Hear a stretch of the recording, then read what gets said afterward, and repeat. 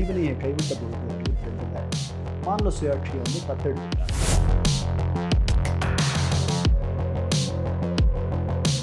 அந்த கமிட்டியில் IAS officers abolish பண்ணணும்னு கூட அப்போ இருந்தது. சொல்லலாம், தப்பான கருத்து.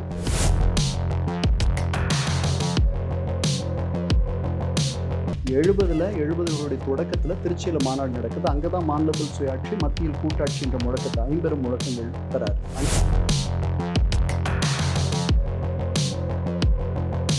மீண்டும் வந்து PV ராஜமன்னார் கமிட்டியை போல ஜஸ்டிஸ் ஜோசப் குரியன் தலைமையில் ஒரு மூவர் குழுவை ஒரு கமிட்டி அமைச்சிருக்கிறார். இந்த காலகட்டத்திலும் இந்த தேவை இருப்பதா நீங்கள் உணர்றீங்களா?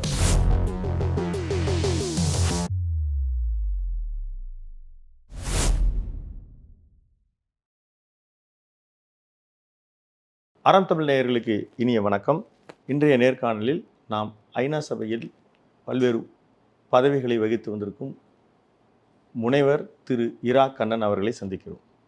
அவர் திராவிட இயக்க வரலாறு, தலைவர்களை பற்றிய நூல்களை எல்லாம் எழுதியிருக்கிறார். தமிழிலும் ஆங்கிலத்திலும் பல்வேறு கட்டுரைகளை எழுதியிருக்கிறார்.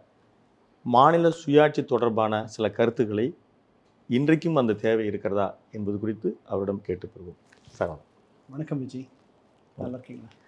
நீங்கள் எப்படி இருக்கீங்க சார்? நாங்கள் நல்லா இருக்கேன். சொல்லுங்கள் சார். சுமார் 54 ஆண்டுகளுக்கு முன்னால் அன்றைய முதலமைச்சராக இருந்த கலைஞர் திரு கருணாநிதி அவர்கள் டாக்டர் PV ராஜமன்னார் அவர் தலைமையில் ஒரு மாநில சுயாட்சி, மத்திய மாநில அரசு உறவு குறித்த ஒரு கமிட்டி குழு, மூவர் குழுவை அவர் நியமிக்கிறார். அன்றைய காலகட்டத்தில் அந்த தேவை ஏன் இருந்தது?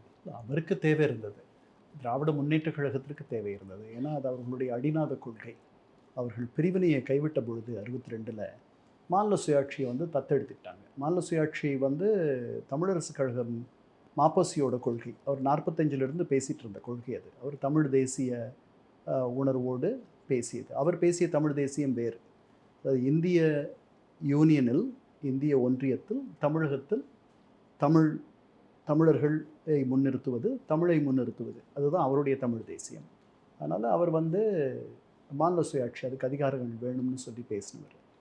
அதை வந்து எலி வேட்டை, நாங்கள் புலி வேட்டையாடுறவங்க அப்படின்னு 58ல் அதை வந்து கிண்டல் பண்ணி அண்ணா பேசியிருக்காங்க.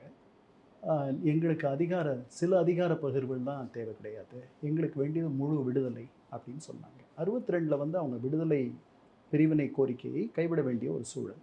அப்போ வரும்பொழுது அதற்கு அடுத்தது காம்பன்சேஷன் ப்ரைஸ் மாதிரி, ஆறுதல் பரிசு மாதிரி இதை வந்து பற்றிக்கிட்டு அதை அவங்களுடைய கொள்கையாக மாற்றிக்கிட்டு அதை எடுத்துகிட்டு வேகமாக அதை முன்னெடுத்து சென்றார்கள். அண்ணாவும் சரி, அதற்கு பின்னாடி வந்த கலைஞர் கருணாநிதி அதை ரொம்ப வேகமாக முன்னெடுத்துட்டு போனார். அதுதான் அவர்களுடைய காரணம். அது மாநில சுயாட்சி கோரிக்கை என்பது இந்தியாவில் வேறு எங்காவது நடந்திருக்கிறதா அந்த காலத்தில் அப்படின்னு நீங்கள் பார்த்தீங்கன்னா ஒரு 2 இடத்துல வேணால் சொல்லலாம். ஒன்று காஷ்மீர் வந்து ஒரு தனி கதை. அது வந்து அதற்கு ரூலிங்கே தனி நாடு போல் அவங்க ஆட்சி. ஆமாம், அவங்க ஆர்டிகல் 370 கீழே அங்கே இருந்த அந்த முதலமைச்சருக்கு சதார்கி ரியாசத்துன்னு சொல்லிட்டு ஒரு ஏறக்குறைய அதிபர் அல்லது பிரதமர் அந்த மாதிரி அவருக்கு அந்த பட்டம் இருந்தது. அதற்கப்புறம் அந்த மாநிலத்தில் நீங்கள் வந்துட்டு ஏதாவது அவர்களுக்கு அந்த மாநிலம் தொடர்பாக நீங்கள் இயற்றக்கூடிய சட்டங்களுக்கு அந்த மாநிலம் அனுமதி தர வேண்டும். இந்த மாதிரிலாம் நிறையா, அது ஒரு தனி கதை. அதனால் அவர்கள் வந்து மாநில சுயாட்சியை எதிர்பார்த்ததோ அல்லது அதிகாரிகளை எதிர்பார்த்ததோ பெரிய ஆச்சரியம் இல்லை. அவர்கள் இணைஞ்சதே வந்து அது ஒரு தனி கதை. இதோட பஞ்சாபி சீக்கியர்கள் அவர்களுக்கு வந்து தங்களுடைய அடையாளத்தை கட்டி காக்கணுன்றதுக்காக அவர்களுக்கு அந்த ஒரு எண்ணம், ஒரு ஆதுரம் இருந்துச்சு. அது தொடர்பாக அவர்கள் வந்து யோசிச்சுட்டு இருந்தாங்க. அந்த காலத்தில் இது ரெண்டும் இல்லாமல் தனியாக செயல்பட்டது வந்துட்டு திராவிட முன்னேற்ற கழகம். ஏன்னா இவர்கள் பிரிவினையை விட்டு இந்த கொள்கையை கையில் எடுத்துக்கிட்டாங்க. அந்த காலகட்டம் அப்படின்றது ஒரு சுதந்திரம் அடைந்து நமக்கு ஒரு 20-21 ஆண்டுகளுக்கு போது நம்ம ஒவ்வொரு மாநில உரிமைகளை பற்றி பேசுவது, மாநிலங்களை பிரிப்பது, இது தொடர்பான விஷயங்கள் இருந்தது. ஏன்னா அவர் வந்து அந்த கமிட்டியில் ஐஏஎஸ் ஆஃபீஸர்ஸ் அபாலிஷ் பண்ணணும்னு கூட அப்போ இருந்தது. சொல்லலை, அது தப்பான கருத்து. அப்படி அவர் சொல்லலை. புதிய சிவில் சர்வீசஸ், அதாவது சிவில் சர்வீசஸ் 26 வகையான சிவில் சர்வீசஸ் இருக்குது. இவர்கள் புதிதாக all India educational service, all India medical service, இந்த மாதிரியெல்லாம் அவங்க உருவாக்கிடக்கூடாது அப்படின்ட்டு அந்த ராஜமன்னார் கமிட்டி அறிக்கை சொல்லுது. அதே மாதிரி இந்த சிவில் சர்வீசஸ்க்கு வரக்கூடியவர்கள் 2 வகையாக தேர்ந்தெடுக்கப்படணும். பாதி பேர் வந்து தமிழகத்தில் அல்லது மாநிலங்களில் உள்ள அரசிதழ் பதிவு பெற்ற அதிகாரிகள், கெசட்டட் ஆஃபீஸர்ஸ், அவங்க ஒரு பாதி பேர் வரணும் இந்த சர்வீசஸ்க்கு. பாதி பேரை நீங்கள் இப்போ எடுக்கிற மாதிரி தேர்வு வச்சு எடுத்துக்கோங்க அப்படின்னு சொல்லுது. அது ஒழிக்கணும்லாம் சொல்லுது. அப்படி 1971 மே மாதத்தில் அவர் சப்மிட் பண்ணுறாங்க. அதற்கு பிறகு 74 அது குறித்து அவர் பேசுகிறாருன்னு நினைக்கிறேன். அந்த கமிட்டியினுடைய அறிக்கை முடிவுகள் என்னவானது, அது என்னவா ஆயிருக்க வேண்டும்னு நீங்கள் நினைக்கிறீங்க? நான் ஏற்கனவே சொன்ன மாதிரி தமிழகம் மட்டுமே, திராவிட முன்னேற்றக் கழகம் மட்டுமே மாநில சுயாட்சி அப்படின்ற ஒரு கோரிக்கையை வைக்க வேண்டிய கட்டாயத்தில் இருந்தது. ஏன்னால் அது பிரிவினையை கைவிட்டது. அதற்கு அடுத்து இந்த இடத்துக்கு வந்துச்சு. அண்ணா முதல்வரான பிறகு கூட அவர் வந்து இங்கே தமிழரசு கழகம் 68 ஒரு மாநில சுயாட்சி மாநாடு நடத்துச்சு. அந்த மாநாட்டில் பேசும்போது அண்ணா என்ன சொல்கிறாங்க, பாதுகாப்பு தவிர மற்ற அதிகாரங்களை மத்திய அரசு மாநிலங்களுக்கு தந்துவிட வேண்டும், மாநிலங்கள் தாமாகவே தரக்கூடிய அதிகாரங்களை மத்திய அரசு பெற்றுக்கொள்ள வேண்டும் அப்படின்னு பேசுகிறாங்க. 69 அவர் தவறிடுறார். அவர் இந்த எண்ணத்தை, இந்த கோரிக்கையை பெரிய அளவில் முன்னெடுத்துட்டு போக முடியல. 69 கலைஞர் முதல்வராகிறார். மார்ச் 6 என்னமோ ஆகுறாங்க 69. ஆன உடனே மார்ச் 19 நினைக்கிறேன் அவர் டெல்லிக்கு போகிறார். முதல்வர் கலைஞராக டெல்லிக்கு செல்கிறார். 44 வயது இளைஞர் அவர். மிக துடிப்பான, வேகமான, பல கனவுகளை நனவாக்க வேண்டும் என்ற எண்ணத்தில் செயல்படக்கூடிய ஒரு ரொம்ப ஒரு டைனமிக்கான ஒரு முதல்வர்.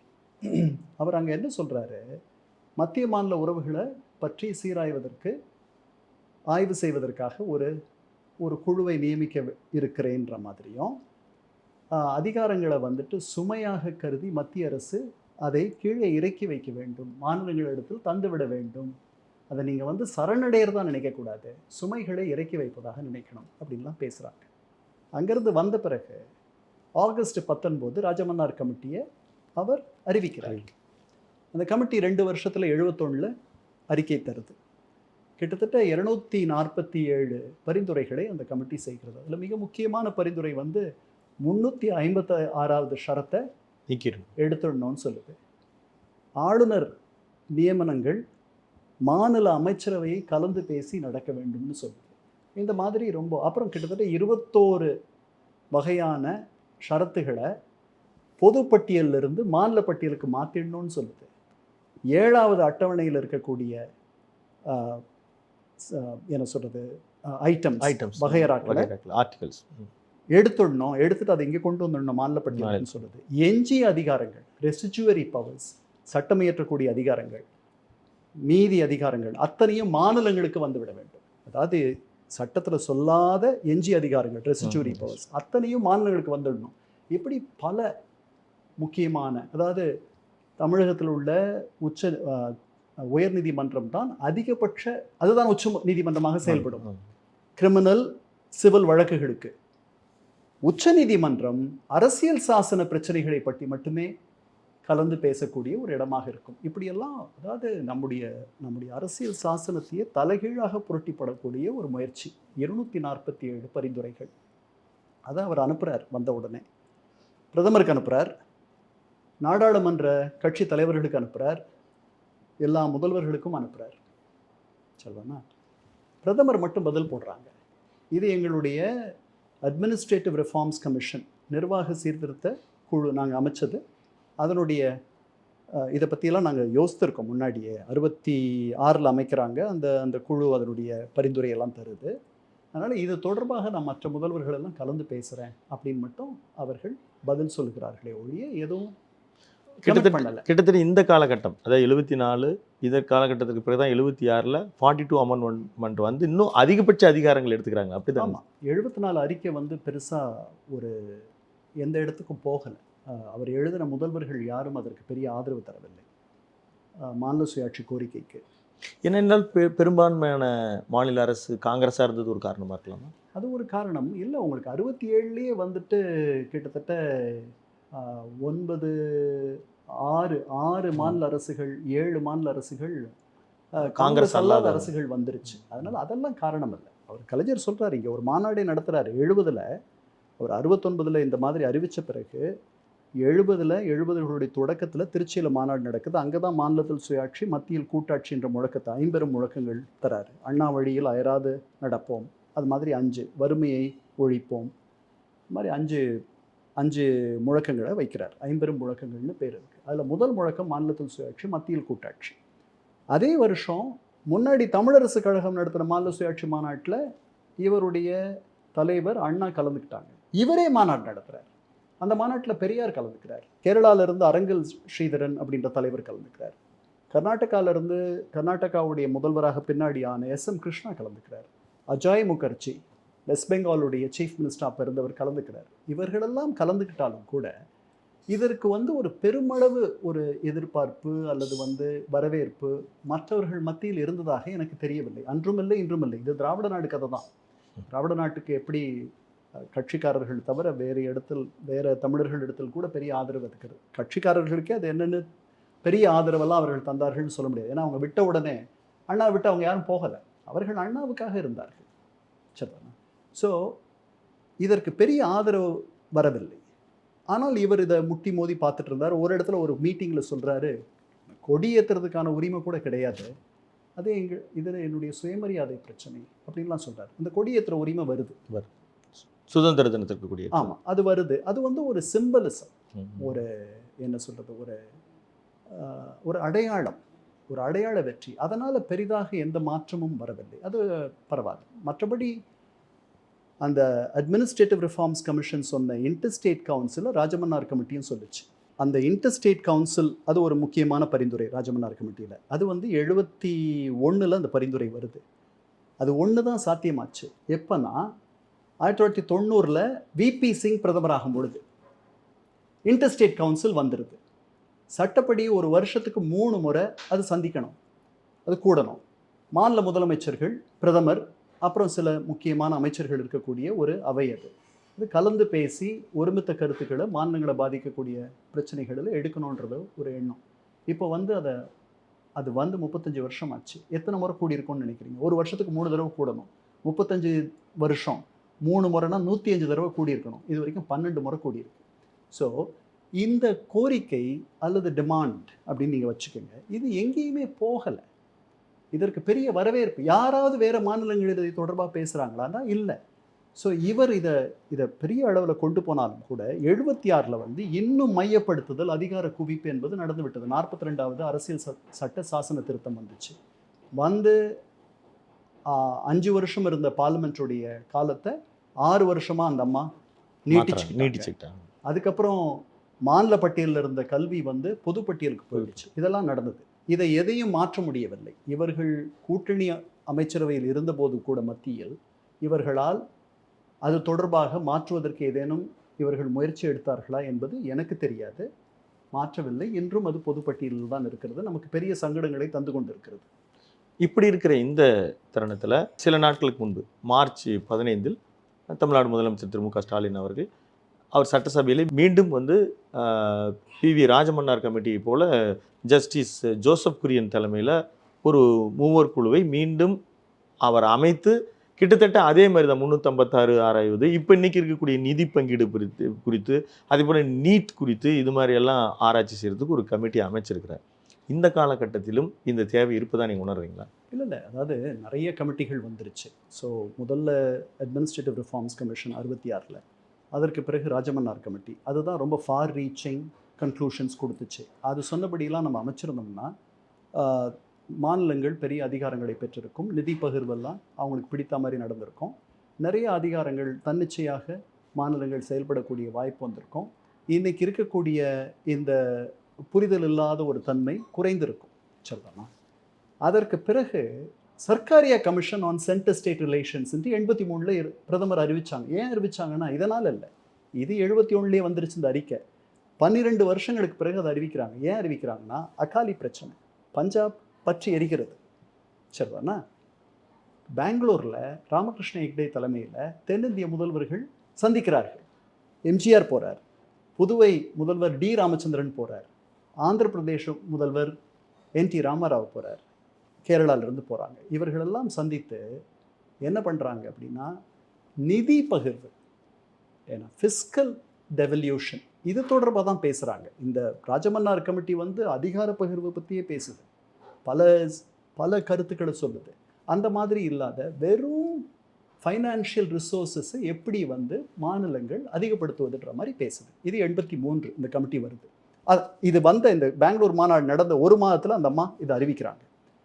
5 வருஷத்துக்கு பிறகு Sarkaria centre state relations commission அதனுடைய அறிக்கையை தருது. அதுவும் கிடப்பில் போட்டாச்சு, பெரிய மாற்றங்கள் எதுவும் வரலை. 84 பஞ்சாயத்து ராஜ் சட்டங்கள் திரு ராஜீவ்காந்தி அவர்களால் கொண்டு வரப்பட்ட நேரடியாக உள்ளாட்சி அமைப்புகளுக்கு இன்றைக்கும் அப்படி தான் நிதி வந்து சேருது. அதே மாதிரி உள்ளாட்சி அமைப்புகளுக்கு அதிகாரம் கொடுத்தது. இப்போ இது ஒரு மாநில அரசுக்கு அதிகபட்ச அதிகாரங்கள் உள்ளாட்சி அமைப்புகள் அப்படின்னு நம்ம நினைக்கல. திமுக வந்து இது வந்து எங்களுக்கு இருக்கிற கொஞ்ச நெஞ்ச அதிகாரத்தையும் நீங்கள் நேரடியாக தலையிட்டு நீங்கள் நேரடியாக பணம் தரேன்றீங்க. முதல்ல 3 டியர் அதிகாரம் இருந்துச்சு, இப்போ நீங்கள் 2 டியர் ஆக்குறீங்க. எங்களுடைய இதை வந்து பெரிய அளவில் எதிர்த்துட்டு இருந்துச்சு திமுக கடைசி வரைக்கும். அதுக்கப்புறம் முடியாதனால. ஆனால் நம்ம இப்போ இன்றைக்கு திமுக பேசுகிற மாநில சுயாட்சி அப்படின்றதுக்கு அது ஒரு நல்ல ஒரு வடிகால்னு தான் நம்ம நினைக்க முடியாமா? இந்த உள்ளாட்சி அமைப்புகளுக்கு நேரடி அதிகாரம், நேரடி நிதி அளிப்பது அப்படின்றது இல்லை, நிதி நேரடியாக அளிக்கலாம், மாநிலங்களே அளிக்கலாம். இது வந்து மத்திய அரசு எதுக்கு பஞ்சாயத்துக்கு வந்து நிதியை வந்து மாநில அரசு கொடுத்துட்டா மாநில அரசு கொடுக்கலாம். நீங்கள் நேரடியாக, அதாவது மத்திய அரசு என்பது வந்து ஒரு நோஷனல் அரசு, அது மக்களோட நேரடியாக தொடர்பில் இல்லாத ஒரு அரசு. மாநில அரசுகள் தான் நேரடியாக நாளும் மாநில அரசில் இருக்கக்கூடிய அதிகாரிகளையும் அந்த தலைவர்களையும் மக்கள் நேரடியாக சந்திக்கிறார். இன்றைக்கும் பஞ்சாயத்துகளில் உள்ளாட்சி அமைப்புகள் இன்றைக்கு கூட தங்களுடைய அதிகாரங்களை இங்கே இருக்கிற மாநில அரசு பறித்து கொள்வதாக தான் அங்கங்கே தீர்மானம் உண்மை. அதனால் நீங்கள் வந்து அங்கேருந்து இதை தான் வந்து சில பேர் திமுகவுடைய விமர்சகர்கள் சொல்லியிருக்காங்க அந்த காலத்தில். நீங்கள் உங்கள் கீழே இருக்க உள்ளாட்சி அமைப்புகளுக்கு எந்த அளவுக்கு அதிகார பகிர்வை நீங்கள் பண்ணியிருக்கீங்க, நீங்கள் இங்கே கேட்குறீங்க அப்படின்லாம் சொல்லியிருக்காங்க. பட் இதெல்லாம் விட முக்கியமான விமர்சனம் என்னென்னா, இது வந்து மறைமுகமான பிரிவினைவாதம். மாநில சுயாட்சி கோரிக்கை என்பது மறைமுகமான பிரிவினைவாதம் தான் காங்கிரஸ்காரர்கள், அதிமுகவினர், எம்ஜிஆர் உட்பட சொன்னாங்க அந்த காலத்தில். அதனால் அவருக்கு நிறைய சிக்கல்கள் தான் வந்துச்சு அந்த தீர்மானத்தினால. இப்போது இந்த கமிட்டி இவர் போட்டிருக்கார். நான் சொன்ன சர்க்காரியா கமிஷன் வந்துச்சு 83. அதற்கு பிறகு ஒரு பெரிய இடைவெளி இருந்துச்சு. இவர்கள் வந்து வாஜ்பேயி அரசில் இருக்கும் பொழுது திமுக 2002 வெங்கடச்செல்லையா கமிஷன், அது வந்து இந்த கான்ஸ்டியூஷனல் ஒர்க்கிங், எப்படி இந்த அரசியல் சாசன சட்டம் இவ்வளவு நாள் வந்து செயல்பட்டிருக்கு அப்படின்னு பார்க்கறதுக்காக அவர் சீஃப் ஜஸ்டிஸாக இருந்தவர். அவர் தலைமையில் அந்த கமிட்டி போடுறாங்க. எந்த சர்க்காரியா 83 சென்டர் ஸ்டேட் ரிலேஷன்ஸை பற்றி பேசினாரோ அவர் அதில் ஒரு உறுப்பினர். சரிதானா? அந்த வெங்கடச்செல்லையா இந்த சர்க்காரியா வந்து இவங்க சொன்ன பல விஷயங்கள் 356 எடுத்துடணும்லாம் சொன்னார்ல, அதெல்லாம் மாற்றி சொன்னார் சர்க்காரியா. ராஜமன்னார் சொன்னதை வந்து ஓரளவுக்கு மேலே அவர் ஒத்துக்கலை. நிதி பகிர்வு, சில அட்மினிஸ்ட்ரேட்டிவ் திருத்தங்கள் இது வரைக்கும் ஒத்துக்கிட்டாரே தவிர மற்றபடி அவர் என்ன சொல்லிட்டாரு, ஒரு பலமான மைய அரசு நோக்கி தான் அவருடைய பரிந்துரைகள் இருந்துச்சு. ஆனால் அதுவும் கிடப்பில் போட்டாச்சு, பெரிய மாற்றங்கள் எதுவும் வரலை. வெங்கடச்செல்லையா வந்தார். வெங்கடச்செல்லையா இன்னைக்கு இருக்க பிரச்சனைகளை அன்றைக்கே சொல்லிட்டார். அவர் என்ன சொன்னார், ஒரு கவர்னர் மாநில அரசு, அமைச்சரவை, மாநில சட்டமன்றம் ஒரு தீர்மானத்தை, ஒரு சட்ட முன்வடிவை அனுப்பினால் 6 மாதத்திற்குள் ஒப்புதல் அளிக்க வேண்டும். அவர் ஒப்புதல் அளிக்காமல் குடியரசுத் தலைவருக்கு அனுப்பினால் குடியரசுத் தலைவர் 3 மாதத்தில் ஒப்புதல் அளிக்க வேண்டும் அல்லது அளிக்காமல் போக வேண்டும். இவர் 6 மாதத்தில் அளிக்க வேண்டும் அல்லது அளிக்காமல். இன்னைக்கு உங்களுக்கு உச்சநீதிமன்றம் சொன்னதை 2002 வெங்கடச்செல்லையா கமிஷன் அவங்க எப்போ அறிக்கை தந்தாங்களோ சொல்லிட்டாங்க. இன்னும் நிறையா இந்த மாதிரி பரிந்துரைகள் வந்திருக்கு. ஆனால் தொடர்ந்து வரக்கூடிய ஒரு பரிந்துரை என்னன்னா, interstate council 66 administrative reforms commission சொன்னதை ராஜமன்னார் சொன்னார், அவர் சொன்னதை சர்க்காரியா சொன்னார், சர்க்காரியா சொன்னதை வெங்கடச்செல்லையா சொன்னார், வெங்கடச்செல்லையா சொன்னதை பின்னாடி 2007 அமைக்கப்பட்ட புஞ்சி கமிஷன், இவங்க அப்பவும் அங்கே ஆட்சியில் இருக்காங்க, அவங்க சொன்னாங்க. புஞ்சி ஒரு படி மேலே போய் 2010 அவருடைய அறிக்கையை தந்தார். அவர் சொன்னார், ராஜமன்னார் அவர் மிக தவறாக இந்திய அரசியலமைப்பு சட்டத்தினுடைய பின்னணியை புரிந்து கொண்டார்.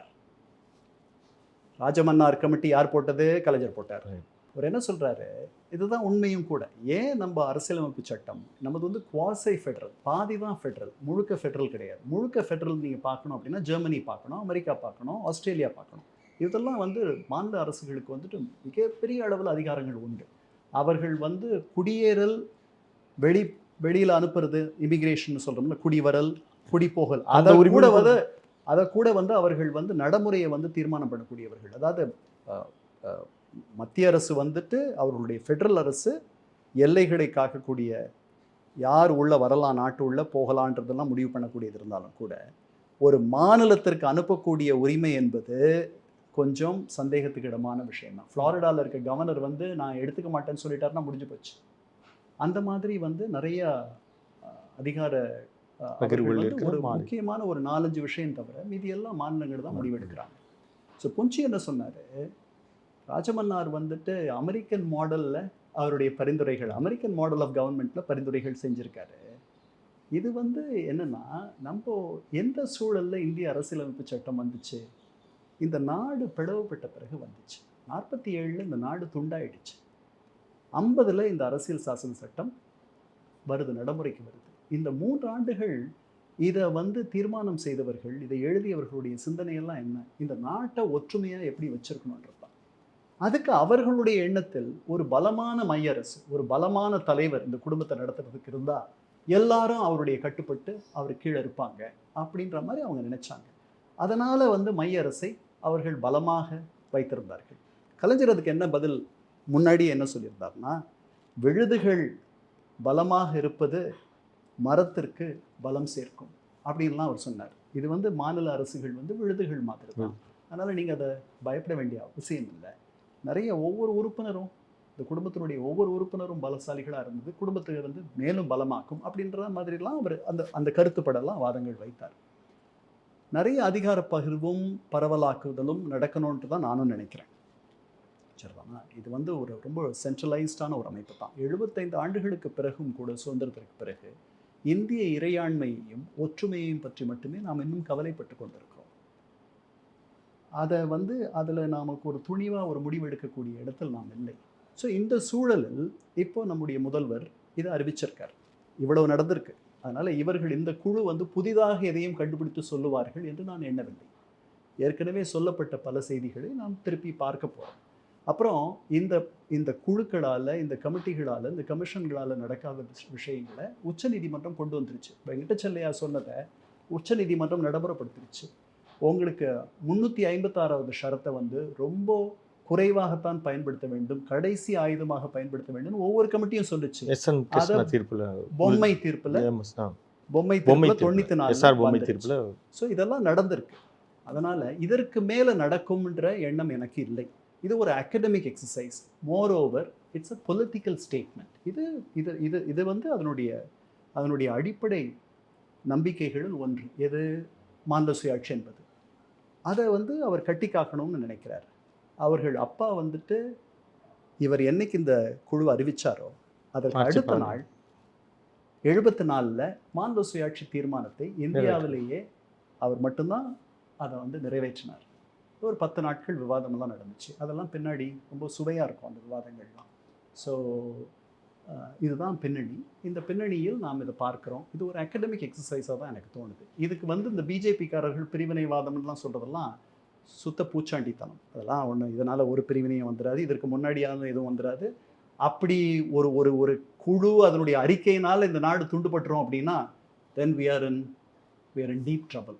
அப்போ நம்முடைய இவ்வளவு நாள் நம்ம பேசின ஒற்றுமை, இவ்வளவு நாள் நம்ம பேசின இந்திய தன்மை, இந்தியன் நாட்டுப்பற்று, இதெல்லாம் வந்து ஒரு சின்ன ஒரு குழுவுடைய அறிக்கையால் கெட்டு போயிடும்ன்ட்டு நான் நினைக்கல. போகாது. ஓரா கமிட்டி திரு நரசிம்மராவ் அவர்கள் கொடுத்தாரு. அதாவது அரசியல்வாதிகளுக்கும் சமூக விரோதிகள், பயங்கரவாதிகள் இருக்க தொடர்பை பற்றி அறிக்கை வெளியே வரல. அப்படி வெளியில் வந்திருந்தா ஒருவேளை நாடு மிகப்பெரிய ஆபத்துக்களை சந்தித்திருக்கலாம். ஸோ இந்த புதிய ஒரு மத்திய மாநில அரசு உறவு குறித்து ஆராய்வதற்கு முதல்வராக நியமிக்கப்பட்டிருக்கிற இந்த குழு என்பதும் ஒரு பொலிட்டிக்கல் ஸ்டேட்மெண்ட்டாகவும் ஒரு அரசியல் ஆய்வாக இருக்கும் தான் நீங்கள் கருதுறீங்க. உங்களுடைய கருத்து பதிவுக்கு மிக்க நன்றி. மீண்டும் ஒரு நல்ல சந்தர்ப்பத்தில் சந்திப்போம். நன்றி, வணக்கம். நேயர்களே, தொடர்ந்து இணைந்திருங்கள். அறம் தமிழ்